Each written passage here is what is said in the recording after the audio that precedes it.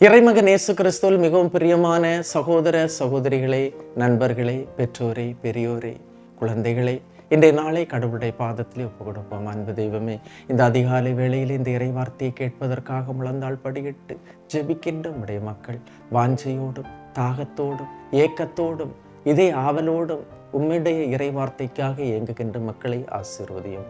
உம்முடைய அருள்கரம் இந்த பிள்ளைகளோடு இருக்கட்டும். ஆண்டவரே, இந்த நாளில் இவர்களுக்கு கிடைக்கின்ற இறை வார்த்தை இவர்களுடைய செவியை திறக்கட்டும்.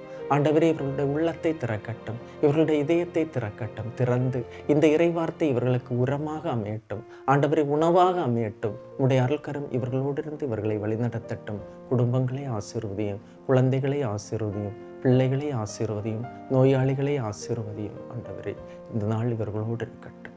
அன்புமிக்கவர்களை, இன்றைய நாளிலே நாம் தியானிப்பதற்காக எடுத்துக்கொண்ட இறை வார்த்தை எசாயா புத்தகம் 65ஆம் அதிகாரம் 17வது இறை வார்த்தை.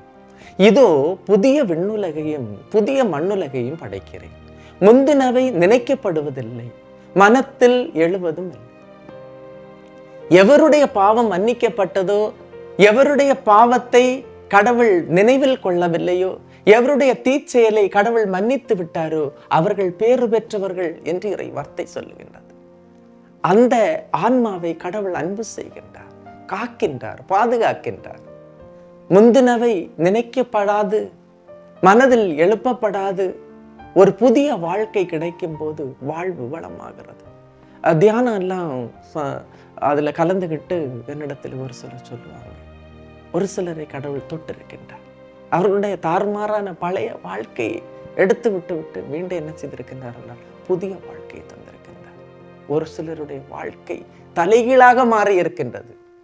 பழைய வாழ்க்கையில தேவையில்லாததெல்லாம் செய்தெடுத்து, கடவுளுக்கு விரோதமானதெல்லாம் செய்து, கடவுளுடைய பார்வையிலே பாவம் செய்து அன்புமிக்கவர்களை இருந்த மனிதர்களை கடவுள் தொட்டார். கடவுளுடைய தொடும்போது அவர்களுடைய வாழ்க்கை தலைகீழாக மாறுகின்றது. ஒரு சிலரை பார்த்து சொல்லுவோம், எப்படி இருந்த நபர் இப்படி மாறிட்டார் அப்படின்னு சொல்லுவோம். அன்புமிக்கவர்களை, புதிய விண்ணகத்தையும் மண்ணகத்தையும் படைக்கின்ற ஆற்றல் கடவுளுக்கு மட்டும்தான் உண்டு. என்னுடைய வாழ்வில் பழையன கழித்து புதியன புகுவதற்கு ஆண்டவருடைய அருள் இருந்தால் மட்டும்தான் முடியும். மனிதர்கள் அல்ல, நம்மை உயர்த்துபவர்கள் மனிதர்கள் அல்ல, மாறாக கடவுள் தான் உயர்த்த வேண்டும். கடவுள் எந்த மனிதரை தொடுகின்றாரோ அவருடைய வாழ்க்கை வித்தியாசம் அடையும். அவர்களுடைய பிந்தைய வாழ்க்கையானது பொருளுள்ளதாக அமையும், பலனுள்ளதாக அமையும். வாழ்க்கையில் மகிழ்ச்சி கிடைக்கும், ஆனந்தம் கிடைக்கும். எனவே இந்த இறை வார்த்தைக்காக நாம் கேட்போம்.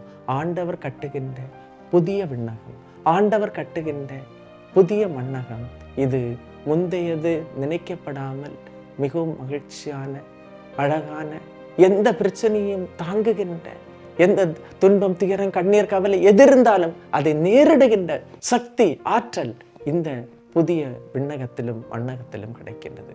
அது ஆண்டவர் நமக்கு தருவது. இந்த இறை வார்த்தை உங்களோடு இருக்கட்டும், உங்களில் தங்கட்டும். எல்லாம் வல்ல இறைவன் தந்தை, மகன், தூய ஆவியார் உங்களையும் உங்கள் குடும்பத்தையும் நிறைவாய் ஆசீர்வதிப்பாராக. ஆமேன். இயேசுவுக்கே புகழ், இயேசுவுக்கே நன்றி. மரியே வாழ்க.